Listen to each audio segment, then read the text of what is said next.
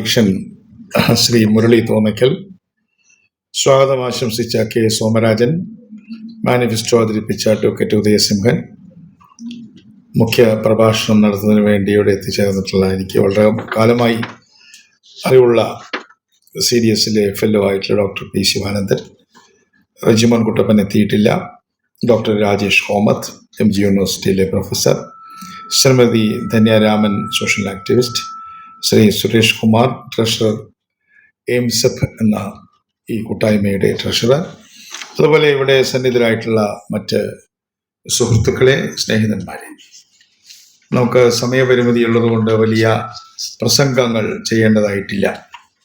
ഞാൻ ഈ മാനിഫെസ്റ്റോയെ ആദ്യമായി സ്വാഗതം ചെയ്യുകയാണ്. കാരണം തെരഞ്ഞെടുപ്പിന് മുന്നോടിയായി രാഷ്ട്രീയ പാർട്ടികൾ ഒരു മാനിഫെസ്റ്റോ ഇറക്കുന്നതിന് മുൻപായി, മുന്നണികളുടെ മാനിഫെസ്റ്റോയ്ക്ക് മുന്നായി SC/ST വിഭാഗങ്ങളുടെ അംബേദ്കർ ഐഡിയൽ മിഷൻ സൊസൈറ്റി അവർ തന്നെ ഒരു മാനിഫെസ്റ്റോ ഇറക്കിയത് കേരളത്തിലെ ദളിത് സമൂഹം അല്ലെങ്കിൽ SC/ST സമൂഹം അതിൻ്റെ വളർച്ചയിലെ ഒരു നാഴികക്കല്ല് കൂടി പിന്നിടുകയാണ് എന്നതിൻ്റെ ഏറ്റവും വലിയ തെളിവാണ്. സാധാരണ പലപ്പോഴും SC/ST വിഭാഗങ്ങൾക്ക് വേണ്ടി സംസാരിക്കുന്ന ആളുകൾ ഉണ്ടെങ്കിലും SC/ST പ്രശ്നങ്ങൾ അവർക്ക് വേണ്ടി തന്നെ പറയാൻ കഴിയുന്ന കാര്യങ്ങളെ ഉള്ളൂ എന്ന് നമുക്ക് നല്ലതുപോലെ അറിയാം. ഒരു പ്രമുഖ ടെന്നീസ് പ്ലെയർ ആഷർ ഒരിക്കൽ പറയുകയുണ്ടായി, കറുത്ത വർഗ്ഗക്കാരെ കുറിച്ച് അമേരിക്കയിൽ പറയുകയുണ്ടായി, ഞങ്ങൾക്ക് വേണ്ടി സംസാരിച്ചു കൊള്ളാം, ഞങ്ങൾക്ക് വേണ്ടി ആരും സംസാരിക്കേണ്ടി വരാതിരിക്കുക എന്നൊരു കാലത്തെയാണ് ഞാൻ ഏറ്റവും നല്ല കാലമായിട്ട് കണക്കാക്കുന്നത് എന്ന പ്രസ്താവന ഞാൻ ഓർക്കുകയാണ്. എന്തായാലും ശരി, ഇന്നിപ്പോൾ SC/ST പ്രശ്നം കേരളത്തിലെ പശ്ചാത്തലത്തിലാണ് നമ്മൾ സംസാരിക്കുന്നത്. ഈയിടെയായിട്ട് ഒരു MP, നമ്മുടെ CPMന്റെ MP-യാണ്, ബ്രിട്ടാസ് നൽകിയ ഒരു ചോദ്യത്തിന് ഉത്തരമായിട്ട് UPSCയിൽ IAS IPS വിഭാഗങ്ങൾക്കിടയിൽ എന്താണ് SC/ST വിഭാഗങ്ങളുടെ പാർട്ടിസിപ്പേഷൻ എന്നതിനെ കുറിച്ചുള്ള വിശദമായ ഒരു കണക്ക് വന്നത് ഈ വേദിയിലിരിക്കുന്നവർ ഓർക്കുന്നുണ്ടായിരിക്കും. 5000-ഓളം IAS ഓഫീസർമാരുള്ളതിൽ 1000 ഓഫീസർമാർ ഒഴിഞ്ഞടക്കുകയാണ്. അതിലുപരിയായിട്ട് ഇന്ത്യയിൽ 16% SC വിഭാഗത്തിൽപ്പെട്ട പൗരന്മാരും 8% ST വിഭാഗത്തിൽപ്പെട്ടവരും അടക്കം 24% പേരാണ്. അതിൽ SC വിഭാഗത്തിൽ IAS ഓഫീസർമാരായിട്ട് 2.5%, ST വിഭാഗത്തിൽ 1.5%മാണ് ഉള്ളത് എന്ന് പറയുമ്പോൾ 5000-ന്റെ കാൽഭാഗം, ഏതാണ്ട് 1000 പേർ വരേണ്ടിടത്താണ് ഇത്രയും കുറഞ്ഞ ഒരു സംഖ്യ വന്നിട്ടുള്ളത് എന്ന് മനസ്സിലാക്കാൻ സാധിക്കും. അത് ഏറ്റവും ഉയർന്ന ബോഡിയിലുള്ള IAS IPS ലെവലുള്ള ആളുകളെ സംബന്ധിച്ച കണക്കാണ്. സുപ്രീം കോടതി ജഡ്ജിമാരുടെ കാര്യത്തിൽ വിരലിൽ എണ്ണാവുന്ന ആളുകൾ മാത്രമേ അവിടെ ഉള്ളൂ എന്നതും അവിടെ റിസർവേഷൻ ബാധകമല്ല എന്നുള്ളത് കൊണ്ട് നമുക്കെല്ലാവർക്കും അറിയാം. അതുപോലെ ഇന്ത്യയുടെ പാർലമെന്റിൽ പലരും കരുതുന്നത് കേരളത്തിൽ എന്നതുപോലെ 540 മുതൽ 54 പേരേ ഉള്ളൂ എന്നല്ല, 126 പേരുണ്ട്. 22% SC/ST സംവരണം ഇന്ത്യൻ പാർലമെന്റിലുണ്ട്. അത് ന്യായമായ ഒരു സംവരണമാണ് എന്ന് നമുക്ക് വേണമെങ്കിൽ കരുതാവുന്നതാണ്. പക്ഷേ ഈ ചോദ്യം ഉന്നയിച്ച രാജ്യസഭയിൽ SC/ST വിഭാഗങ്ങൾ എത്ര പേരുണ്ട് എന്ന് അന്വേഷിക്കാൻ എൻ്റെ ആത്മമിത്രമായിട്ടുള്ള പലരോടും പറഞ്ഞിട്ട് അവർക്കത് കണ്ടുപിടിക്കാൻ കഴിഞ്ഞിട്ടില്ല. കാരണം രാജ്യസഭയിൽ സംവരണമില്ല. അത് എത്ര പേര് നിങ്ങൾ തന്നെ ശ്രദ്ധിച്ചിട്ടുണ്ടെന്ന് എനിക്ക് അറിഞ്ഞുകൂടാ. അപ്പോൾ രാജ്യസഭയിൽ 250 പേരേ ഉള്ളൂ ആകെ. അത് ഭരണഘടന തീരുമാനിച്ചിട്ടുള്ള 250 ആ നിലയ്ക്ക് ഏറ്റവും ചുരുങ്ങിയത് 50 പേര് അവിടെ ഉണ്ടാവേണ്ടതാണ്. പക്ഷെ 5 പേര് പോലും ഉണ്ടോ എന്നുള്ള കാര്യം നോക്കിയിട്ട് പറയാമെന്നാണ് എൻ്റെ ബന്ധപ്പെട്ട ആളുകൾ എന്നോട് പറഞ്ഞത്. അപ്പം അതിൻ്റെ അർത്ഥം ലോക്സഭയിൽ MP-മാരുണ്ട്, കാരണം അവിടെ സംവരണമുണ്ട്. രാജ്യസഭയിൽ സംവരണമില്ല, അപ്പം MP-മാരും ഇല്ല. അപ്പം ഇന്ത്യയിൽ സംവരണത്തിൻ്റെ പ്രസക്തി എന്താണ് എന്ന് മനസ്സിലാക്കുന്നതിന് നമ്മൾ ലോക്സഭയും രാജ്യസഭയും മാത്രം എടുത്തു നോക്കിയാൽ മതി. വാസ്തവത്തിൽ രാജ്യസഭയിലേക്ക് ആളുകളെ അയക്കുന്നത് ലോകസഭയിലേക്ക് അയക്കുന്നതിനേക്കാൾ എളുപ്പമാണ്. പൈസ ചെലവൊന്നുമില്ല, ഒരു രൂപയും ചെലവിടേണ്ട ആവശ്യമില്ല. മാത്രമല്ല ക്യാമ്പയിൻ്റെ ആവശ്യമില്ല, ജനങ്ങൾ വോട്ട് ചെയ്യേണ്ട ആവശ്യമില്ല. അപ്പോൾ പാർലമെന്റ് അസംബ്ലി മെമ്പർമാർ മാത്രം വോട്ട് ചെയ്ത് അയക്കാവുന്ന സ്ഥലത്ത് കേരളം തന്നെ എത്ര ദളിത് രാജ്യസഭാ അംഗങ്ങളെ അയച്ചിട്ടുണ്ട് എന്ന് ചോദിച്ചാൽ വളരെ കുറച്ച് പേരെ അയച്ചിട്ടുള്ളൂ. ഇന്നേ വരെയായിട്ട് നമുക്കൊരു തെറ്റ് പറ്റിയിട്ടില്ല. ST മെമ്പർമാർ ഇതുവരെ അയച്ചിട്ടുമില്ല. അയക്കാൻ ഒരു ബുദ്ധിമുട്ടുണ്ടായിട്ടല്ല, വോട്ട് ചെയ്യേണ്ട ആവശ്യമൊന്നുമില്ലല്ലോ. രണ്ടു മുന്നണിയും ചെയ്തിട്ടില്ല. അതിന്റെ ഭാരതങ്ങൾ വിവേചനം വലിയ നടത്തിയില്ല. അപ്പൊ ഇന്നിപ്പോ കേരള മന്ത്രിസഭയിൽ SC മെമ്പർ ഇല്ല. അപ്പൊ പറഞ്ഞ ST മെമ്പർ ഉണ്ടല്ലോ, നമ്മളാൾ കൂടിയോണ്ട് എന്താ കുഴപ്പം? ബാക്കി എല്ലാ സമുദായങ്ങൾക്ക് ആൾ കൂടുന്നില്ലേ? അവരുടെ ജനസംഖ്യാനുപാതികമായിട്ടാണോ നോക്കുന്നത്? കേരള രാഷ്ട്രീയ ചരിത്രത്തിൽ ആദ്യമായിട്ടാണ് മന്ത്രിസഭയിൽ SC മെമ്പർ ഇല്ലാത്തത്. അതിന്റെ ആൻസർ ST ഉണ്ടല്ലോ എന്നുള്ളതാണ്. SC കൂടെ ഉണ്ടായിട്ടുണ്ടല്ലോ, ഒരാൾ കൂടെ കൂടിയത്. അപ്പൊ ആ അർത്ഥത്തിൽ ഞാൻ പറഞ്ഞത്, നമ്മുടെ സാധാരണ ജനങ്ങളിലേക്ക് വരുന്നതിന് മുൻപ് സുപ്രീം കോർട്ട്, ലോക്സഭ, രാജ്യസഭ, മന്ത്രിസഭ, ഈ 4-5 പ്രധാനപ്പെട്ട സ്പോട്ടുകളിൽ പോലും നമുക്ക് നമ്മൾ അംബേദ്കറെ കുറിച്ചെല്ലാം പറയുമെങ്കിലും വാസ്തവത്തിൽ അവിടെ ഇല്ല എന്നല്ല, അവിടെ പോലും ഇല്ല എന്നതാണ് യാഥാർത്ഥ്യം. ഇനി നമുക്ക് അടുത്തതായിട്ട് നമുക്ക് സാമ്പത്തിക മേധാവികളുടെ അടുത്തേക്ക് വന്നാൽ, നമ്മുടെ കേരളത്തിലെ ഇന്ത്യയിലെ വലിയ പണക്കാരായിട്ടുള്ള ആളുകളുടെ കൂട്ടത്തിൽ ആരെങ്കിലും ഉണ്ടോ എന്ന് ചോദിച്ചാൽ കോർപ്പറേറ്റുകൾ എന്ന് വിളിക്കാവുന്ന ആരും തന്നെ SC വിഭാഗത്തിൽ ഇല്ല എന്ന് കാണാൻ സാധിക്കും. പക്ഷേ കേരളമെല്ലാം നമ്പർ 1 എന്നാണ് നമ്മൾ സാധാരണ പറയുക. പക്ഷേ കേരളത്തിൽ ഒരു വലിയ നമ്മൾ ടാക്സ് അടയ്ക്കുന്ന ഒരു കണക്കെടുത്ത് ടോപ്പ് ലെവലിൽ ടാക്സ് അടയ്ക്കുന്ന, ഏറ്റവും കൂടുതൽ ടാക്സ് അടയ്ക്കുന്ന ആളുകളുടെ ഒരു 10% പെടുന്ന ആരും തന്നെ SC വിഭാഗത്തിൽ ഒരു ബിസിനസ് നടത്തുന്നതായിട്ട് എൻ്റെ അറിവിലില്ല. അങ്ങനെ ഇരിക്കുമ്പോഴാണ് പ്ലാനിംഗ് കമ്മീഷനിൽ ഞാൻ ചെന്ന സമയത്ത് അവിടെ ഫിക്കിയുടെ മാതൃകയിൽ അവിടെ ദളിത് ഒരു സംഘടന ഉണ്ട്, ദളിത് ഫിക്കി ഉണ്ട്, ഡിക്കി എന്നാണ് എൻ്റെ പേര്. ആ ഡിക്കിയുടെ നേതൃത്വത്തിൽ ഇവിടെ ഒരു യോഗം പ്ലാനിംഗ് ബോർഡിൽ ആദ്യമായിട്ടാണ് വിളിച്ചു കൂട്ടിയത്. പ്ലാനിംഗ് ബോർഡിലും SC മെമ്പർമാർ വളരെ കുറവാണ്. ഇപ്പോൾ ഡോക്ടറുണ്ട്, നമ്മുടെ AK ബാലൻ മിസ്സിസ് ഉണ്ട്. അതിനു മുമ്പ് SC മെമ്പർമാർ വളരെ കുറവാണ്. അതിൽ പെടുത്തേണ്ടതാണ് ഒരു കാര്യം. പ്ലാനിംഗ് ബോർഡിലും SC മെമ്പർമാർ നിർബന്ധമായിട്ടും വരേണ്ടതാണ്. അതിനൊരു റിസർവേഷൻ ഇല്ലെങ്കിലും അത് ഉറപ്പുവരുത്തേണ്ടതാണ്. ഇപ്പം ഞാൻ UDFന്റെ കാലത്ത് ഉണ്ടായിട്ടില്ല, അതൊരു യാഥാർത്ഥ്യമാണ്.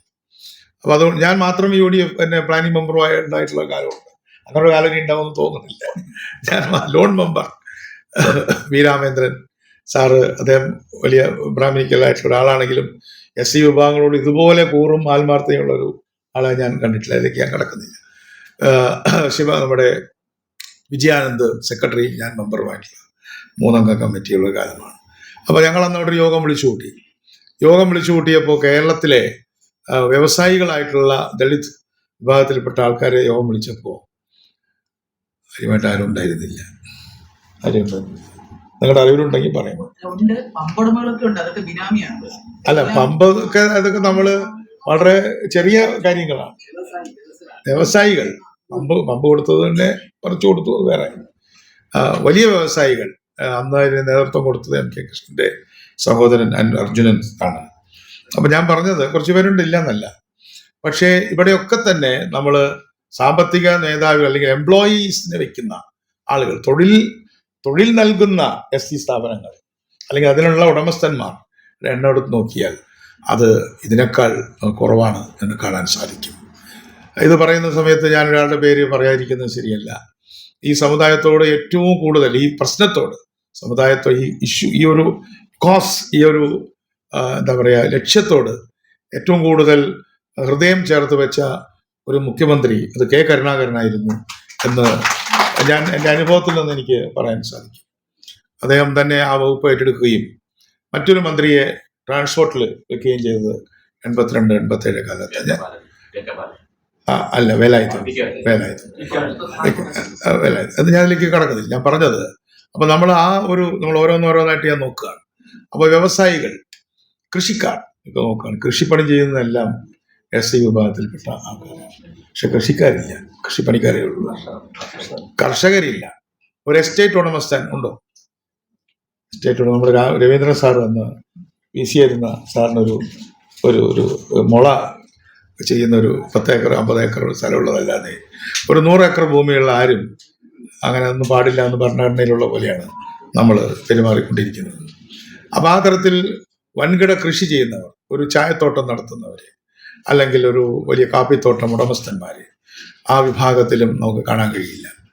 എന്നാൽ SC-യിലുള്ളതിനേക്കാൾ കൂടുതൽ ആളുകൾ വലിയ ഭൂമി ഉടമസ്ഥത കൈവശം വച്ചിട്ടുള്ളത് കേരളത്തിലെ ST വിഭാഗത്തിൽപ്പെട്ടവരാണ് എന്ന് കാണാൻ സാധിക്കും.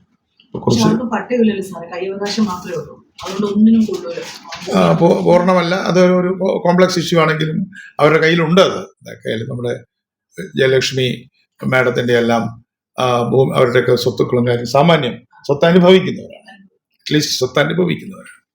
ആ അർത്ഥത്തിൽ കൃഷി, വ്യവസായം, അതേപോലെ തന്നെ ഞാൻ എപ്പോഴും പറയുന്നൊരു കാര്യമാണ് നമ്മുടെ കേരളത്തിലെ MG റോഡുകൾ. MG റോഡ് എന്ന് പറഞ്ഞാൽ ഏറ്റവും പ്രധാനപ്പെട്ട റോഡ് എന്നാണ് അതിൻ്റെ അർത്ഥം. നമ്മുടെ MG റോഡുകളിലേക്ക് തുറന്നിരിക്കുന്ന വ്യാപാര സ്ഥാപനങ്ങൾ, അവിടെ ഷോറൂംസ് നോക്കിക്കഴിഞ്ഞാൽ കൊച്ചി, തിരുവനന്തപുരം, മുട്ടായിത്തെരുവ് തുടങ്ങിയിട്ടുള്ള പ്രധാന കമ്പോളങ്ങളിലെ പ്രധാനപ്പെട്ട കമ്പോളങ്ങളായി ഏറ്റവും കൂടുതൽ വാടക കൊടുത്ത് ബിസിനസ് ചെയ്യുന്ന സ്ഥാപനങ്ങൾ, ആ സ്ഥാപനങ്ങളിലും SC വിഭാഗത്തിൻ്റെ പങ്കാളിത്തം തുലവും കുറവാണെന്ന് കാണാൻ സാധിക്കും. അങ്ങനെ കേരളത്തിൻ്റെ അല്ലെങ്കിൽ ഇന്ത്യയുടെ സമഗ്രമായ ഓരോ മേഖലകൾ, വൻകിട വ്യവസായം, ടാറ്റ ബിർള പോലുള്ള വ്യവസായങ്ങൾ മാത്രം. അടുത്ത കാലത്ത് ഉയർന്നു വന്ന IT സെക്ടറിൽ മൈനോറിറ്റി കുറച്ച് കടന്നു വന്നു. പക്ഷേ മൈനോറിറ്റിയും ഏറ്റവും വലിയ കുത്തക രംഗത്തില്ല. IT സെക്ടറിലോ ടൂറിസം സെക്ടറിലോ ഒന്നും തന്നെ ഈ അടുത്ത കാലത്ത് വന്ന 30 കൊല്ലം കൊണ്ട് വന്ന പുതിയ മേഖലകളിലും SC/ST വിഭാഗങ്ങൾക്ക് ഒരു വലിയ മുന്നേറ്റം ഉണ്ടാക്കാൻ സാധിച്ചിട്ടില്ല എന്നത് അടുത്ത ഒരു പ്രശ്നമാണ്. അങ്ങനെ ഇരിക്കുമ്പോഴാണ് സെൻറ്റർ ഫോർ ഡെവലപ്മെൻറ്റ് സ്റ്റഡീസിൽ നമ്മുടെ ഇരുദയരാജനും സക്രിയ സാറും കൂടി ഒരു പഠനം നടത്തിയത്. ആ പഠനം നടത്തിയതിൽ നിന്ന് വ്യക്തമായ ഏറ്റവും പ്രധാനപ്പെട്ട കാര്യം, ഒരുപാട് കാര്യങ്ങൾ വ്യക്തമായെങ്കിലും വ്യക്തമായ കാര്യം, വിദേശത്ത് പോയ NRI വിഭാഗത്തിൽപ്പെട്ട ആളുകളിൽ 1% ആളുകൾ മാത്രമാണ് SC വിഭാഗത്തിൽപ്പെട്ടിട്ടുള്ളത്. അവിടെ നിന്നും വന്ന 100 രൂപയുടെ 1 രൂപ മാത്രമാണ് SC വിഭാഗത്തിൽ നിന്നും വന്നിട്ടുള്ളത്. അപ്പം ഞാൻ ഋതുരാജനോട് ചോദിച്ചു, 1% ഉണ്ടോ? അപ്പോൾ അതിൻ്റെ ചില അദ്ദേഹം എപ്പോഴും ചിരിക്കുന്ന ഒരാളാണ്. വാസ്തവത്തിൽ അത് 0.0 എന്നൊക്കെ അടിക്കാൻ ബുദ്ധിമുട്ടുകൊണ്ട് 1 അടിച്ചതാണ്. വാസ്തവത്തിൽ അത് തന്നെ എണ്ണി നോക്കിയാൽ 1% ഉണ്ടോ എന്നുള്ള കാര്യം സംശയമാണ്. അപ്പോൾ നമ്മൾ പ്രാതിനിധ്യം എന്ന് പറയുന്ന സമയത്ത് ജോലിയിലെ പ്രാതിനിധ്യം മാത്രമായിട്ട് ചുരുക്കരുത്. അല്ലെങ്കിൽ ഗവൺമെന്റിലെ എംപ്ലോയ്മെന്റ്, ഇപ്പൊ നമ്മുടെ ഒരു എന്താ പറയുക, കോൺട്രാക്ടറായിട്ടല്ലേ, കോൺട്രാക്ടറായിട്ട് വർക്ക് ചെയ്യുന്ന ആളുകൾ നല്ലൊരു കാര്യമാണ്. വാസ്തവത്തിൽ അത്തരത്തിലുള്ള മേഖലയിലേക്ക് ആളുകൾ കടന്നു വരണമെന്ന് ഞാൻ ആഹ്വാനം ചെയ്യുന്നതല്ല. പക്ഷെ അതിനുള്ള പ്രോത്സാഹനവും ഗവൺമെന്റിന്റെ ഭാഗത്തു നിന്ന് വേണ്ടത്ര സംഘടനകളുടെ ഭാഗത്തുനിന്ന് ഉണ്ടായെന്ന് എനിക്ക് തോന്നിയിട്ടില്ല. എന്തായാലും ശരി, ഇന്നിപ്പോൾ നമ്മൾ ചുരുങ്ങി നിൽക്കുന്നത് SC/STയെ സംബന്ധിച്ചിടത്തോളം അവിടെയെങ്കിലും ഗവൺമെന്റിലെങ്കിലും സംവരണം കിട്ടുക എന്ന ഒരു മിനിമം പ്രോഗ്രാം അതിൻ്റെ അടിസ്ഥാനത്തിലാണ്. അതെങ്കിൽ അത് കിട്ടട്ടെ. ഇന്ത്യയിൽ 3 കോടി ഗവൺമെന്റ് എംപ്ലോയീസ് ഉണ്ടെന്നാണ് കണക്ക്. അതായത് പൊതുമേഖലാ സ്ഥാപനങ്ങളും സർവകലാശാലകളും വൻകിട കോപ്പറേറ്റീവ് സൊസൈറ്റികളും എല്ലാം കൂടി ചേർന്നാൽ 3 കോടി ആളുണ്ട്.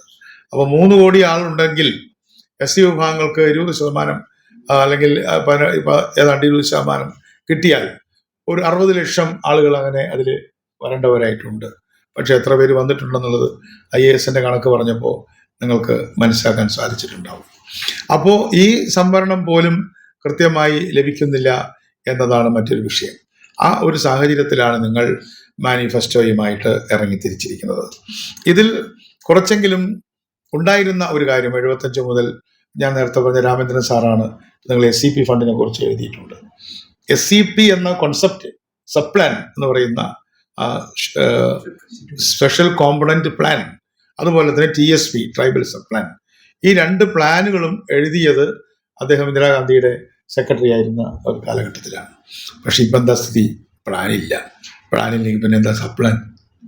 പ്ലാൻ തന്നെ എടുത്തു കളഞ്ഞു. വാസ്തവത്തിൽ ഇന്ത്യയിലെ ദളിതുകൾക്കെതിരായ ഏറ്റവും വലിയ നീക്കം എന്ന് പറയുന്നത് പ്ലാൻ എടുത്തു കളഞ്ഞതാണ്. പ്ലാനിങ് കമ്മീഷൻ എടുത്തു കളഞ്ഞതല്ല, പ്ലാൻ ഇല്ല.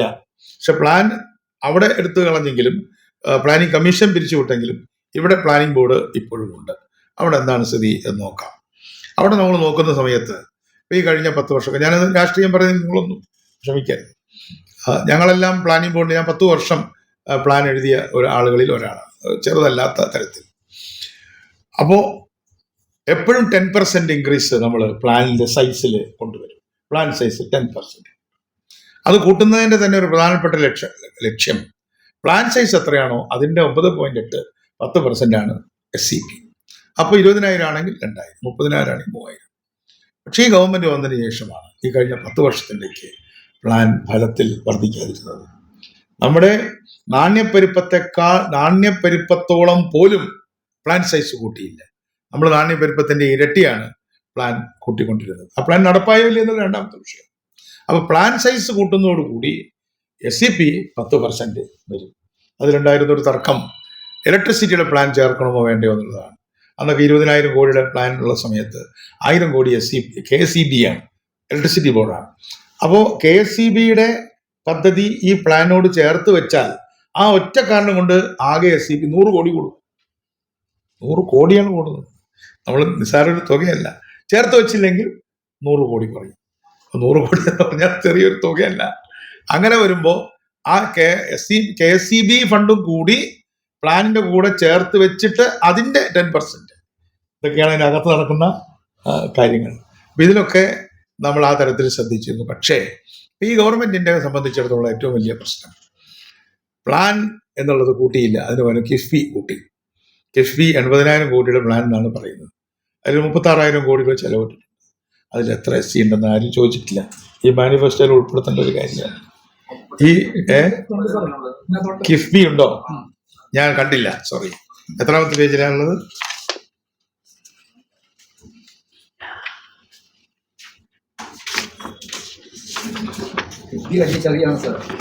അതെ, അതാണ് പറഞ്ഞത്. അത് ആദ്യം പറഞ്ഞ ആളുകളിൽ ഒരാളാണ് ഞാൻ. ബോധപൂർവ്വം സംഘടിപ്പിക്കുക, ഒരു സംശയമില്ല. കിഫ്ബി 10% 10% പദ്ധതികൾ നിർബന്ധമായി മാറ്റി. കിഫ്ബി വഴി നഷ്ടപ്പെട്ടു. കറക്റ്റ്. 10 രൂപത്തിന് പകരം പ്രോജക്റ്റ് വരുന്ന SC നഷ്ടപ്പെട്ടു. കറക്റ്റ്. അത് പ്ലാനിന് പകരം പ്രോജക്റ്റ് വന്നതോടുകൂടി കിഫ്ബിയുടെ 36,000 കോടിയിൽ 3,600 കോടി, ആ 36,000 കോടി പ്ലാൻ ആയിരുന്നുവെങ്കിൽ 3,600 കോടി SCക്ക് വരുമായിരുന്നു. അതിൽ കിഫ്ബിയിലൂടെ SCക്ക് എത്ര കിട്ടി എന്നുള്ളതിന് കണക്ക് ഇപ്പോഴും എൻ്റെ കയ്യിൽ കൃത്യമായിട്ടില്ലാത്തതുകൊണ്ട് ഞാൻ പറയുന്നില്ല. എന്തായാലും ഞാനത് ഇതിനകത്ത് ഇല്ല എന്നുള്ള ഒരു കുറവ് തോന്നിയെങ്കിൽ അതടക്കമുള്ള എല്ലാവരുടെയും എല്ലാ പോയിന്റുകളും ഈ മാനിഫെസ്റ്റോയിൽ വളരെ ഭംഗിയായിട്ട് വന്നിട്ടുള്ളത് എന്നെ വളരെയധികം സന്തോഷിപ്പിക്കുന്നുണ്ട്. അതേപോലെ തന്നെ ഭൂമിയുടെ കാര്യത്തിൽ എന്താണ് ഇനി ഭൂമിയുടെ കാര്യത്തിൽ ചെയ്യാൻ പോകുന്നത്? പാട്ടക്കാലാവധി കഴിഞ്ഞ തോട്ടങ്ങൾ ST വിഭാഗങ്ങൾക്ക് നൽകുക, SC/ST വിഭാഗങ്ങൾക്ക് നൽകുക എന്നുള്ളത് ഒരു കമ്മിറ്റ്മെൻ്റാണ്. കാരണം മിച്ചഭൂമി വിതരണം ചെയ്തത് കുടിയാന്മാർക്കാണ്, പാട്ടഭൂമി കൊടുത്തത് പാട്ടക്കാർക്കാണ്, കാണക്കുടിയാന്മാർക്കാണ്, അല്ലെങ്കിൽ പാട്ടക്കാർക്കാണ് കൊടുത്തത്. കാണങ്കാര് പാട്ടക്കാർക്കാണ് കൊടുത്തത്. പക്ഷേ അന്ന് കുടികടപ്പുകാർ മാത്രമായിരുന്നവർക്ക് ഈ കൃഷിഭൂമി കിട്ടിയില്ല. അവർക്ക് 10 സെന്റാണ് കിട്ടിയത്, നമുക്ക് എല്ലാവർക്കും അറിയാം. അപ്പം അങ്ങനെ വരുമ്പോൾ മിച്ചഭൂമി എടുത്തിട്ട് അത് SCക്ക് കൊടുക്കാം എന്നായിരുന്നു അന്നത്തെ കോൺസെപ്റ്റ്. പക്ഷെ അത് നടന്നിട്ടില്ല. ഇപ്പം പാട്ടക്കാലാവധി കഴിഞ്ഞ ഭൂമി കിടക്കുകയാണ്. രാജമാണിക്യം കമ്മിറ്റിയെ കുറിച്ച് നിങ്ങൾ ഇതിൽ പറഞ്ഞു കാണുമെന്ന് ഞാൻ കരുതുന്നു. പറയാൻ ഇരിക്കില്ല. ഏതിലാ പറഞ്ഞു? ഭൂമിയിൽ ഞാൻ വായിക്കാത്തതുകൊണ്ടായിരിക്കാം. എന്തായാലും കഴിഞ്ഞ UDFന്റെ മാനിഫെസ്റ്റോയിൽ രാജമാണിക്യം കമ്മീഷൻ റിപ്പോർട്ട് നടപ്പാക്കും എന്ന് അതിൽ VS സുധീരനൊക്കെ വളരെയധികം താല്പര്യം കാണിച്ചിരുന്നു. നിങ്ങളത് ലോബി ചെയ്യണം. ഞാൻ നിങ്ങളോട് രഹസ്യം പറയാണ്. കാരണം അത് അതിനകത്ത് പുഷ് ആൻഡ് പുള്ളുണ്ട്. കാരണം ഇപ്പോൾ മാനിഫെസ്റ്റോ എഴുതുമ്പോൾ ഏറ്റവും കൂടുതൽ ആവശ്യം വരുന്നത് ഈ തോട്ടങ്ങൾക്ക് ഫ്രീ ഹാൻഡ് കൊടുക്കണം എന്നുള്ളതിനാണ്. മനസ്സിലായത്? പക്ഷെ തോട്ടങ്ങൾ തന്നെ വാസ്തവത്തിൽ ഈ പറഞ്ഞ പോലെ അന്ന് വലിയൊരു ഔദാര്യം ചെയ്തു കൊടുത്താണ് കൊടുത്തത്. അതുകൊണ്ട് ഭൂമിയുടെ കാര്യത്തിൽ ഈ വിഷയത്തിൽ നിങ്ങൾ വളരെ ഗൗരവമായി രാജമാണിക്യം കമ്മീഷൻ എഴുതിയിട്ടില്ലെങ്കിൽ എഴുതണം എന്ന് ഞാൻ അഭ്യർത്ഥിക്കുകയാണ്. അതേപോലെ ഞാൻ എല്ലാറ്റിനെ കുറിച്ചും നന്നായിട്ടാണ് ഇത് ചെയ്തിട്ടുള്ളത്. അതേപോലെ തന്നെ EWS, ഞാനിപ്പോൾ വണിക വൈശ്യ സംഘത്തിന്റെ സംസ്ഥാന സമ്മേളനം 2000-ഓളം പേര് പങ്കെടുത്ത ആ സമ്മേളനത്തിൽ പങ്കെടുത്തിട്ട് വരികയാണ്. അപ്പോൾ ഞാൻ അവിടെയും പറഞ്ഞ കാര്യം തന്നെയാണ് ഇവിടെയും പറയുന്നത്. EWS ഒരു റിയാലിറ്റിയായി. ഇനിയിപ്പോൾ EWSനെ കുറിച്ച് നമുക്ക് സെമിനാർ നടത്താമെന്ന് മാത്രമേ ഉള്ളൂ. വേറൊന്നും ചെയ്യാൻ പറ്റില്ല. കാരണം ഭരണഘടന പാസ്സാക്കി, ഭരണഘടന ഭേദഗതി ചെയ്തു. അപ്പോൾ നമ്മൾ വിചാരിച്ചു ഇനി സുപ്രീം കോടതിയിൽ ചെന്നാൽ അവരെന്തെങ്കിലും ഒരു സഹായം ചെയ്യും. ഒരു സഹായവും സുപ്രീം കോടതി ഒരു പോസിറ്റീവായിട്ട് എന്തെങ്കിലും ഒരു കാര്യം പോലും സുപ്രീം കോടതി ചെയ്തു തന്നില്ല. ഞാനത് നെടുമങ്ങാട് SC/ST കോടതി പോലും നമ്മുടെ ഒരു കേസ് പോലും ശിക്ഷിച്ചിട്ടില്ല. അല്ല, അതല്ല ഈ വിഷയം, അത് വേറെ സബ്ജക്റ്റാണ്. ഞാൻ പറഞ്ഞത് സുപ്രീം കോർട്ട് ഇത്രയും വലിയ ചന്ദ്രചൂഡിനെ പോലുള്ള ആളുകൾ, പക്ഷെ ചന്ദ്രചൂഡിന്റെ ഒരു ഷിഫ്റ്റ് നമ്മൾ വളരെ വ്യക്തമായിട്ട് കാണാൻ പറ്റും. അത് ചന്ദ്രചൂഡ് വളരെ പ്രോഗ്രസീവ് ജസ്റ്റിസ് ആയി. റിട്ടയർമെന്റിനോട് അടുക്കും തോറും നമ്മൾ ഈ മഴവില്ലിന്റെ നിറം മാറി വരുന്ന പോലെ അത് മാറി പൂർണ്ണമായും അദ്ദേഹം ഗവൺമെന്റിന്റെ ആളായിട്ട് ഫ്ലാറ്റായി വന്നതാണ് അല്ലേ കണ്ടത്. അപ്പൊ അതുകൊണ്ട് ഒന്നും നമ്മൾ പ്രതീക്ഷിച്ചത് പോലും ചന്ദ്രചൂഡിൽ നിന്നോ സുപ്രീം കോർട്ടിൽ നിന്നോ കിട്ടിയില്ല. പക്ഷേ എന്ത് ചെയ്യാൻ പറ്റും എന്നുള്ളതാണ്. ഇനി അതിനകത്ത് എന്ത് ചെയ്യാൻ പറ്റും എന്ന് ആലോചിച്ചിട്ട്, പ്രാക്ടിക്കലായിട്ട് ആലോചിച്ചിട്ട് കാര്യമുള്ളൂ. ഇപ്പോ എല്ലാ പരീക്ഷകളിലും ഇൻക്ലൂഡിങ് IAS പരീക്ഷകളിൽ OBC വിഭാഗങ്ങൾക്ക് കിട്ടുന്ന മാർക്ക് കിട്ടാത്തവർക്ക് പോലും ഇന്ന് EWSൽ അഡ്മിഷൻ കിട്ടിക്കൊണ്ടിരിക്കുകയാണ്. അതുകൊണ്ട് ഒറ്റ ഗുണം അത്, എല്ലാറ്റിലും ഒരു നല്ല വശം ഉണ്ടെന്ന് പറയുന്ന പോലെ ഈ സവർണ വിഭാഗങ്ങൾ എന്ന് പറയുന്ന ആളുകൾക്കിടയിൽ ഉണ്ടായിരുന്ന അവർ ജെനുവിനാണെന്ന് കരുതിയിരുന്ന ഒരു കൺസേൺ എന്താന്ന് പറഞ്ഞാൽ മാർക്ക് കൂടിയവർക്കാണ് എല്ലാം കിട്ടേണ്ടതാണ്. പക്ഷെ ഇപ്പോ അപ്പർ കാസ്റ്റുകാർക്ക് മാർക്ക് കുറഞ്ഞപ്പോൾ ആരും കിട്ടത്തില്ല. അപ്പൊ മെറിറ്റ് മാത്രമല്ല. അപ്പൊ അതുകൊണ്ട് അങ്ങനെ ഒരു ഗുണം ഇപ്പൊ ഉണ്ടായിട്ടുണ്ട്. ഈ മെറിറ്റ് എന്ന് പറഞ്ഞാൽ ഒരു സങ്കല്പമാണ് എന്നുള്ളത്. മറ്റത് മെറിറ്റ് അല്ലേ. ഇപ്പൊ എന്താണ് സ്ഥിതി? ഞാനൊരു പരീക്ഷയുടെ റിസൾട്ട് കണ്ടു. 1700 റാങ്കിൽ ഉള്ള ആൾക്ക് EWS കിട്ടി. OBCക്കാർക്ക് കിട്ടിയിട്ടുള്ള 350 കിട്ടിയിട്ടുള്ളത്. എന്ന് പറഞ്ഞാൽ OBCക്കാരെക്കാൾ എത്രയോ താഴെ നിൽക്കുന്ന ആളുകൾക്ക് ഇന്നിപ്പോ EWS കൂടെ ഷോർട്ട് കട്ട് ചെയ്ത് കയറാൻ 10% ആണ്. ഇനി അതിനകത്ത് എന്ത് ചെയ്യാൻ പറ്റും എന്നുള്ളത് ഇനിയിപ്പോ തൽക്കാലം ചെയ്യാൻ കഴിയുള്ളൂ. അതിലൂടെ എല്ലാ രാഷ്ട്രീയ പാർട്ടികളും ഉത്തരവാദികളാണ്. അതിൽ ഞാൻ കോൺഗ്രസിനെയും ഞാൻ അതില് ഒരു അബ്സോൾവ് ചെയ്യുന്നില്ല. എല്ലാവരും അതിന്റെ കൂടെ നിന്നു. മുസ്ലിം ലീഗ് മാത്രമാണ് അതിനെ എതിർത്തത്. അത് നമ്മൾ മനസ്സിലാക്കിക്കോളണം. മുസ്ലിം ലീഗ് മാത്രമാണ് വോട്ട് ചെയ്തത് ആ ഭരണഘടനാ ഭേദഗതിക്കെതിരായിട്ട്. അപ്പൊ എല്ലാവരും നിന്നു. എന്തിനാണ് ഈ 10%? എല്ലാറ്റിനും പഠനങ്ങൾ വേണം. ഈ 10% വേണമായിരുന്നു. ഈ 10%ന്റെ എന്താ അതിന്റെ ലോജിക്ക്, എന്താ അതിന്റെ സാങ്ക്ടിറ്റി? 10% ടോട്ടലിന്റെ 10%, ജനറലിന്റെ അല്ല. 100 വേക്കൻസി ഉള്ളെങ്കിൽ ജനറൽ 50, ആ ജനറലിന്റെ 10 ടോട്ടലിന്റെ 10%. എത്രയോ വലിയ സൂത്രങ്ങൾ ചെയ്യാവുന്നതാണ്. ഞാൻ തന്നെ എൻ്റെ കുട്ടികൾ ഒക്കെ ഇപ്പോൾ പ്രായം ആയിക്കോൾ വരുന്നത്, ഇപ്പൊ എല്ലാം ഏജൊക്കെ കൂട്ടിയല്ലോ, അവരൊക്കെ അത്യാവശ്യം പഠിച്ച ആൾക്കാരാണ്. ഒരു കുട്ടിക്ക് കിട്ടണമെങ്കിൽ അച്ഛനമ്മമാർ ചെയ്യേണ്ടത് ഈ സ്വത്തെല്ലാം മൂത്ത കുട്ടിക്ക് എഴുതി വെച്ചാൽ മതി. മനസ്സിലായോ? ഈ സ്വത്ത് മൂത്ത മകൾക്ക് എഴുതി വെച്ചാൽ ഇളയ മകൾ EWS ആയി. ജോലി കിട്ടിയതിനു ശേഷം തിരിച്ചാക്കാം. നീറ്റ് എക്സാംസിന് NRI കോട്ടയുണ്ടല്ലോ, NRI കോട്ടകളിൽ ഡയറക്റ്റ് ആയിട്ട് പ്രവാസിയായിട്ടുള്ള മക്കൾക്ക് മാത്രമാണ് അത് കൺസിഡറേഷൻ ചെയ്തത്. കുറച്ചും കൂടി സ്ട്രിക്റ്റ് ആയി. സ്ട്രിക്റ്റ് ആവുമല്ലോ. ഇപ്പൊ അവരുടെ ബന്ധുക്കൾ ആരെങ്കിലും, അതായത് എന്റെ ഒരു എനിക്ക് ബ്ലഡ് റിലേഷൻ വേണം, ബ്ലഡ് റിലേഷൻ ഉണ്ട്, അകന്ന ബന്ധു പറയുവാണ് ഞാൻ ഈ കുട്ടിയെ ഞാനാണ് സ്പോൺസർ ചെയ്തെന്ന് പറഞ്ഞു കഴിഞ്ഞാൽ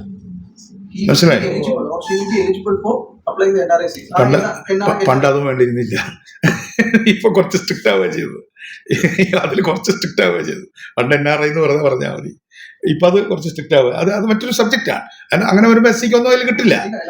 എക്സാക്ട്ലി NRI കോട്ടയിൽ കൂടെ SCക്ക് എത്ര പേർക്ക് കിട്ടി എന്നുള്ളത് ഒരു ഗവേഷണം നടത്തേണ്ടതാണ്. എന്തായാലും ശരി, ഞാൻ സമയം ഒരുപാട് കൂടുതലെടുത്തു. വേറെ ചതി കൂടിയുണ്ട്. അതായത് 1 മുതൽ 10 വരെ കൊടുക്കാം, പെർസെന്റേജ് കൊടുക്കാമെന്നാണ് കേന്ദ്ര നിയമം. 10 ഉടനെ കൊടുക്കുന്നല്ല. അല്ല. പക്ഷെ 10 കൊടുത്തത് എല്ലാവരും കൊടുത്തല്ല. അത് തന്നെ വലിയൊരു അട്ടിമറിയാണ്. കേന്ദ്രത്തിലും 10 കൊടുത്തില്ലേ? ആദ്യം കൊടുത്തു. അത് തന്നെ ദേവസ്വം ബോർഡിലാണ് കൊടുത്തത്. ആദ്യം നടപ്പാക്കി ദേവസ്വം ബോർഡിലാണ്. അല്ല, ഞാൻ ചിരിക്കേണ്ട വിഷയമല്ല. അപ്പൊ ഇത് വല്ലാത്തൊരു, സത്യത്തില് ഞാൻ ആ കോസിന് വേണ്ടി നിൽക്കുന്നതാണ് യഥാർത്ഥ ഒരു കമ്മ്യൂണിസ്റ്റ് ബോധം എന്ന് വിശ്വസിച്ച ഒരാളാണ്. അതിപ്പോഴും എനിക്ക് മനസ്സിൽ അത് ഞാൻ ഉറപ്പിച്ചു നിൽക്കുന്നു എന്നുള്ളത് എൻ്റെ ഒരു ഭാഗ്യമായിട്ട് ഞാൻ കണക്കാക്കാണ്. കാരണം എൻ്റെ സഹപ്രവർത്തകരായിരുന്ന ആളുകൾ, എൻ്റെ കൂടെ ഉണ്ടായിരുന്ന ആളുകൾ, അവരെല്ലാവരുടെ നേരത്തെ പറഞ്ഞ ചന്ദ്രചൂഡന്റെ ഷിഫ്റ്റ് ചെയ്തു. അവരൊക്കെ സൗകര്യമായ സ്ഥലത്തേക്ക് ഷിഫ്റ്റ് ചെയ്തു. പക്ഷെ എന്തുകൊണ്ടോ ഞാൻ ഷിഫ്റ്റ് ചെയ്തിട്ടില്ല, ഞാൻ ഷിഫ്റ്റ് ചെയ്യാൻ ഉദ്ദേശിക്കുന്നുമില്ല. അതുകൊണ്ട് അപ്പൊ എന്നോട് തന്നെ ചിലർ പറയുന്നുണ്ട്, ഈ ഇലക്ഷൻ കാലത്ത് നിന്ന് പറയാൻ പോകണ്ട, ഇതൊക്കെ വലിയ പുലിവാല പിടിച്ച കാര്യം, ഇലക്ഷൻ കാലത്ത് പറഞ്ഞാൽ അബദ്ധമാവും. ഏത് കാലത്ത് എന്ത് പറയുന്നു എന്നുള്ളത് നമ്മുടെ ബോധ്യങ്ങളുടെ അടിസ്ഥാനത്തിലാണ്. അപ്പൊ EWSനെ സംബന്ധിച്ചിടത്തോളം ഇവർ ഈസ് എ റിയാലിറ്റി. ഇന്നിപ്പോ അത് ലോ ഓഫ് ദ ലാൻഡ് ആണ്. ഇനിയിപ്പോ നമുക്ക് സെമിനാറിൽ സംസാരിക്കാം. പക്ഷേ അതിനകത്ത് എന്ത് ചെയ്യാൻ പറ്റും? അതിനകത്ത് ഏറ്റവും പാവപ്പെട്ട ആളുകൾക്ക് അപ്പോൾ അത് കോൺഗ്രസിന്റെ മാനിഫെസ്റ്റോയിലുള്ള കഴിഞ്ഞ മാനിഫെസ്റ്റോയിലുള്ള പോസിറ്റീവായ കാര്യം. അത് നിങ്ങൾ ഇതിനകത്ത് ഇന്റഗ്രേറ്റ് ചെയ്യണമെന്ന് നിങ്ങൾ ആലോചിക്കേണ്ടതാണ്. EWS അതൊരു റിയാലിറ്റി ആയ സാഹചര്യത്തിൽ ഈ ഇക്കണോമിക്കലി വീക്ക് എന്ന് പറയുന്ന എല്ലാവരും വേണ്ടേ? അത് നേരത്തോടെ പറഞ്ഞല്ലോ, ഇക്കണോമിക്കലി വീക്കായിട്ടുള്ള പിന്നെ അപ്പർ കാസ്റ്റ് മാത്രമാണോ മതിയോ? അപ്പൊ അതും കൂടെ നമ്മൾ ആലോചിക്കേണ്ട ഒരു കാര്യമാണ്. അല്ലാതെ ഇനിയിപ്പോ EWSനെ കുറിച്ച് ആലോചിച്ചിട്ട് തൽക്കാലം അത് എന്താ പറയാ, ലോ ഓഫ് ദ ലാൻഡ് ആയി മാറി സുപ്രീം കോടതി വിധി വന്നിച്ചു. അതുവരെ നമുക്ക് സ്കോപ്പ് ഉണ്ടായിരുന്നു. എന്തായാലും അപ്പർ കാസ്റ്റിലുള്ള കുട്ടികളും വളരെയധികം പ്രയാസപ്പെടുന്നവർക്ക് സ്കോളർഷിപ്സ് ആണ് കൂടുതൽ കൊടുക്കേണ്ടത്. അവരിൽപ്പെട്ട പാവപ്പെട്ട ആളുകൾക്ക് ഭൂമി കൊടുക്കുന്നതിനോ അല്ലെങ്കിൽ സ്കോളർഷിപ്പ് കൊടുക്കുന്നതിനോ ഒന്നും ആരും തന്നെ എതിരല്ല. ഞാനും എതിരല്ല. എത്രയോ പാവപ്പെട്ട എന്നോട് തന്നെ വളരെ ഉയർന്ന ആളുകൾ, ഇപ്പൊ നിങ്ങളവിടെ ബ്രാഹ്മിൻ തെരുവിലെ കുട്ടികൾ വളരെ പാവപ്പെട്ട, യെസ്, അവർക്ക് സപ്പോർട്ട് കൊടുക്കണം, അവർക്ക് ആവശ്യമായ സ്കോളർഷിപ്പ് കൊടുക്കണം. Nothing wrong in it. അത് നമുക്ക് ആർക്കും വലിയ എതിർപ്പില്ല. പക്ഷേ സംവരണം എന്നുള്ളത് അത് റെപ്രസെന്റേഷനാണ്, അത് പ്രാതിനിധ്യമാണ്. അതാണല്ലോ അംബേദ്കർ കാഴ്ചപ്പാട്. അതാണ്. അതുകൊണ്ട് ആ കാഴ്ചപ്പാടിൽ ഞാൻ ഇന്ന് പറഞ്ഞ IPS ആയാലും IAS ആയാലും രാജ്യസഭയായാലും ലോക്സഭ പറയേണ്ട, ലോക്സഭയിൽ ഉള്ളത് കൊണ്ട് അതുണ്ട്. അതേപോലെ തന്നെ എല്ലാ മേഖല ഉയർന്ന ഭൂവുടമസ്ഥന്മാരായാലും ബിസിനസ്സുകാരായാലും കച്ചവടക്കാരായാലും എല്ലാ വിഭാഗങ്ങളിലും ഇന്നും SC ST വിഭാഗങ്ങൾ റെപ്രസെന്റേഷൻ എന്ന കാര്യത്തിൽ ഇല്ല. അതുപോലെ തന്നെ സ്വത്ത് ഉടമസ്ഥന്മാരെന്ന രീതിയിലും വലിയ തരത്തിൽ ഇല്ല എന്നത് യാഥാർത്ഥ്യമാണ്. It may be A long process, ഒരു നീണ്ട പ്രക്രിയയായിരിക്കും. ആ നീണ്ട പ്രക്രിയയിൽ എന്തായാലും നിങ്ങളിപ്പോൾ നടത്തിയിട്ടുള്ള ഈ ഈ ഈ ഈ ഡോക്യുമെന്റ് ചെയ്യുക എന്നുള്ളത് വളരെ പ്രധാനം തന്നെ, വളരെ വളരെ പ്രധാനം. ഇപ്പോൾ SC ST മെഡിക്കൽ കോളേജ്, അത് നമ്മുടെ അനിൽകുമാർ വളരെ ഇൻട്രസ്റ്റ് എടുത്ത് അന്നത്തെ ഒരു ഓഫീസർ ഉണ്ടായിരുന്നു, IAS ഓഫീസർ ഉണ്ടായിരുന്നു. അദ്ദേഹത്തിന്റെ ഒരു സ്ട്രോങ് സുബയ്യനാണ് അതിന്റെ ഏറ്റവും സ്ട്രോങ് പൊസിഷൻ എടുത്ത ആൾ. അന്ന് വാസ്തവത്തിൽ SC ST SCP TSP fund എടുക്കുന്നത് പൂർണ്ണമായും ശരിയല്ലായിരുന്നു. കാരണം മറ്റു വിഭാഗങ്ങൾക്ക് കൂടി വരാവുന്ന രീതിയിൽ എടുക്കാൻ പാടുണ്ടോ എന്ന് ചോദിച്ചപ്പോൾ ഞങ്ങൾ പ്ലാനിംഗ് ബോർഡിൽ ഞങ്ങളെടുത്ത സമീപനം അത് വരട്ടെ. കാരണം 50 ഡോക്ടർമാർ വരികയല്ലേ, അത് വരട്ടെ. അതിൽ ടെക്നിക്കലി കുറച്ചൊരു SCP കൺസെപ്റ്റിൽ കുറച്ചൊരു മാറ്റം, പക്ഷെ അത് മാറ്റം വരുത്തി. ഇന്നിപ്പോൾ അതായത് ഡോക്ടർമാരോട് ഇറങ്ങുന്നില്ലേ, അവിടുന്ന് കുട്ടികൾ പാസ്സാവുന്നതിന്റെ റേറ്റ് എനിക്ക് അറിഞ്ഞുകൂടാ, ചേരുന്നതിന്റെ അല്ല. പാസ് പെർസെൻറ്റേജ് ആണോ? Very good. അതൊക്കെ വലിയൊരു അനുഗ്രഹമാണ്. അത് എന്താ പറയാ, മെഡിക്കൽ കോളേജ്. അപ്പൊ അതിൽ പട്ടികജാതി വിഭാഗത്തിന്റെ കീഴിലേക്കാണ് അത് നല്ലതെങ്കിൽ അങ്ങനെ, അതല്ല എൻ്റെ അഭിപ്രായത്തിൽ ഇതെല്ലാം ചീഫ് മിനിസ്റ്ററുടെ കീഴിൽ വെക്കേണ്ട ഒരു കാര്യമായിട്ടാണ് എനിക്ക് തോന്നുന്നത്. മെഡിക്കൽ കോളേജിനെയൊക്കെ അതിൻ്റെ ഒരു ചെയർമാനായിട്ട് ചീഫ് മിനിസ്റ്ററെ തന്നെ വെക്കണം എന്ന് പറയുന്നതാണ് കുറച്ചും കൂടെ നല്ലതെന്നാണ് എനിക്ക് തോന്നുന്നത്. മറ്റു വകുപ്പുകളോട് എന്തെങ്കിലും പരാതി ഉണ്ടായിട്ട് ഞാൻ പറയുന്നതല്ല. എന്തായാലും ഇത്രയും നല്ലൊരു ഡോക്യുമെന്റ് നിങ്ങൾ തയ്യാറാക്കി. ഇത്രയും നല്ലൊരു ഡോക്യുമെന്റ് ഇന്ന് പ്ലാനിംഗ് ബോർഡിൽ ഉണ്ട് എന്ന് ഞാൻ വിചാരിക്കുന്നില്ല. അത്രയും നല്ലൊരു ഡോക്യുമെന്റ് ആണുള്ളത്. പിന്നെ SCP വിഹിതം 5000 കോടിയായി വർദ്ധിപ്പിക്കുക എന്നുള്ള ചെറിയൊരു പ്രോബ്ലം ഉണ്ട്. അത് പെർസെൻറ്റേജിലാണ് വരുന്നത്. അത് 50,000 കോടി വന്നാൽ 5000 കോടിയാവും. അപ്പൊ അത് നിങ്ങൾ ഒന്നും കൂടെ അത് ഡിസ്കസ് ചെയ്യണം. അതല്ലെങ്കിൽ തൽക്കാലം അത് 5000 കോടിയാക്കി. കാരണം ഈ കിഫ്ബി ഇല്ലായിരുന്നെങ്കിൽ ഇപ്പൊ 50,000 കോടി ആകുമായിരുന്നു പ്ലാൻ സൈസ്, അല്ലേ സാറേ? പ്ലാൻ സൈസ് 50,000 കടന്നു പോകേണ്ട സമയമായി. 20,000 നിന്ന് 32,000 ആയിട്ടാണ് വരുന്നത്. സാധാരണ നിലയ്ക്ക് 10% വെച്ച് വരുന്നിരുന്നെങ്കിൽ ഇപ്പൊ 60,000 70,000 ആവേണ്ട സമയമായി. അപ്പൊ 5000 അല്ല, നമ്മൾ താത്തി ആവശ്യപ്പെടേണ്ട കാര്യമില്ല. ഇത് 10% വെച്ച് ഉയർന്നിരുന്നെങ്കിൽ 7 years കൊണ്ട് ഡബിൾ ചെയ്യും. അപ്പോ ഇതിപ്പോ 10 വർഷം കഴിഞ്ഞു. 7% വെച്ചാണ് ഈ ഡബിൾ 40,000 ആവേണ്ട കാര്യം. അപ്പൊ 50,000 സമയം കഴിഞ്ഞു. അപ്പൊ ആ സാഹചര്യത്തിൽ അതിനെ ആ രീതിയിലൊന്ന് മോഡിഫൈ ചെയ്യുന്നത് നല്ലതായിരിക്കും. എന്തായാലും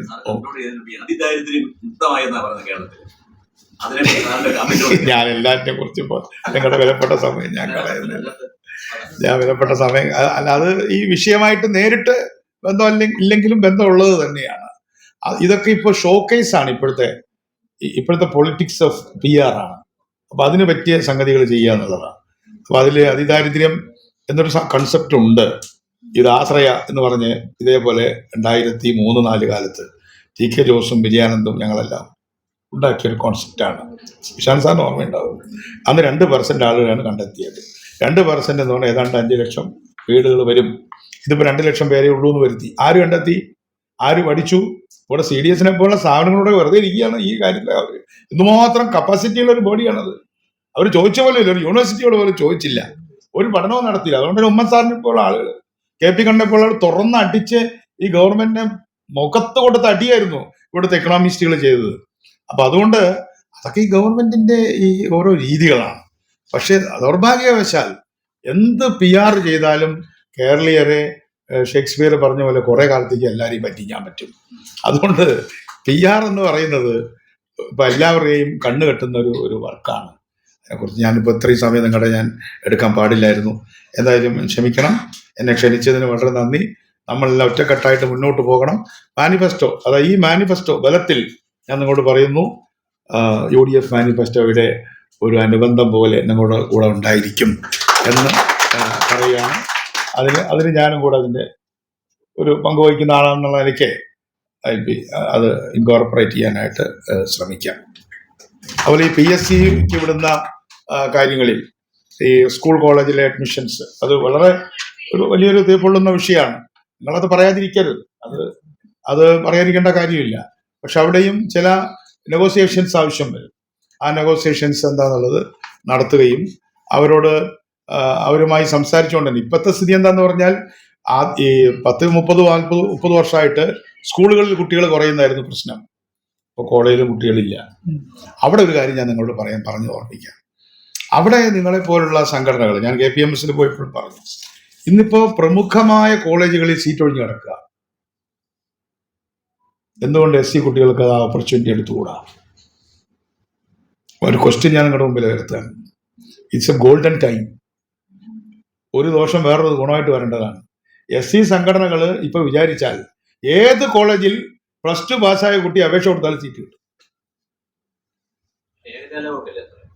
ഏത് ജാലകത്തിലിട്ടാലും കിട്ടും.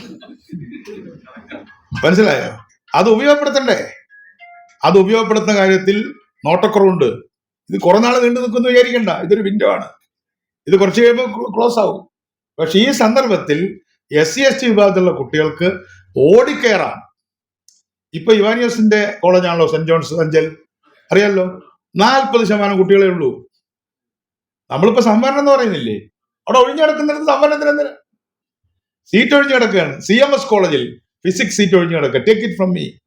ഞാൻ ഇന്നലെ കൊട്ടാരക്കര കോളേജിൽ ചോദിച്ചു. ഞാൻ എല്ലാവരും കണ്ട ആദ്യം ചോദിക്കുന്നത് അതാണ്. 50 കുട്ടികൾ പഠിക്കുന്നിടത്ത് 10 കുട്ടികൾ പഠിക്കുന്നത് ഫിസിക്സ്, കെമിസ്ട്രി, മാത്സ്. അതുകൊണ്ട് SC ST വിഭാഗത്തിൽപ്പെട്ട കുട്ടികളോട് സയൻസ് പഠിക്കാൻ പറയണം. സയൻസ് പഠിച്ചവരാണ് വിജയിക്കുള്ളൂ. അതുകൊണ്ട് അത് പഠിപ്പിക്കാനുള്ള പണി നിങ്ങൾ ചെയ്യണം. പ്രത്യേകിച്ച് നിങ്ങളെല്ലാം ഓഫീസർമാരായിരുന്ന ആൾക്കാരാണ്. എല്ലാ കോളേജിലും പോയി, ആ പ്രദേശത്ത് പോയി, കോളനികളിലും അതുപോലെ തന്നെ ഇടത്തെ നിങ്ങളുടെ കൂടെയുള്ള കുട്ടികളും എല്ലാവരും പോയിട്ട് ഫാൻസി കോഴ്സുകൾ പഠിക്കുക. ഈ ഫാൻസി കോഴ്സ് പഠിച്ചിട്ടൊന്നും വലിയ കാര്യമൊന്നുമില്ല. PSC പോലും അംഗീകരിക്കാത്ത ഫാൻസി കോഴ്സായി പഠിക്കുന്നത്. ശരിയാണോ? PSC പോലും വിളിക്കൂല. അതേസമയം ഈ ആപത്തൊരു അവസരമാണ്. ഈ കോളേജുകൾ ഇന്നിപ്പോ ആളുകളെ കാത്തിരിക്കുക. സോക്കോൾഡ് അപ്പർ ക്ലാസ് കോളേജുകളുണ്ടല്ലോ, അവരുടെ ഇത് പൂട്ടാൻ പോവുക. NEP വരും, നാഷണൽ എഡ്യൂക്കേഷൻ പോളിസി വരുന്ന സമയത്ത് ഓട്ടോണമസ് ബോഡീസ് ആയിട്ട് എല്ലാം തന്നെ സെൽഫ് ഓട്ടോണമസ് ബോഡീസ് ആയിട്ട് മാറുകയാണ്. അതുകൊണ്ട് അവിടെ റിസർവേഷൻ ഉണ്ടെങ്കിൽ എടുക്കാനാണ് ഞാൻ പറഞ്ഞത്. ഇല്ല, തൽക്കാലം ഇല്ല. ഭാവിയിലുള്ള കാര്യം അപ്പൊ നോക്കാം. ഇപ്പൊ നിങ്ങൾക്ക് NSS കോളേജ് ചങ്ങനാശ്ശേരിയിലോ SB കോളേജിലോ ഒഴിവുണ്ടെങ്കിൽ എന്തുകൊണ്ട് അത് ഉപയോഗിച്ചുകൂടാ? That's my point. വിവാനിയോസിൽ ഒഴിവില്ല, പക്ഷെ സെന്റ് ജോൺസിൽ ഒഴിവുണ്ട്. അപ്പൊ SC ST വിഭാഗത്തിൽപ്പെട്ട +2 പഠിക്കുന്ന കുട്ടികളോട് പറയേണ്ടത്, നിങ്ങൾ എന്തായാലും വേറെ എവിടെയും പോകുന്നില്ലെങ്കിൽ BA BSc ക്ലാസ്സിൽ പഠിക്കണം. അങ്ങനെ വരുമ്പോൾ പല കോളേജിലും SC കുട്ടികൾ 40% വരും. It's A wonderful opportunity. അത് കേരളത്തിലുടനീളം നിങ്ങൾ ഉപയോഗിക്കണം, പ്രത്യേകിച്ചും മഹാത്മാഗാന്ധി യൂണിവേഴ്സിറ്റി. Thank you. ഞാനത് ഉദാഹരണം ചെയ്യാം.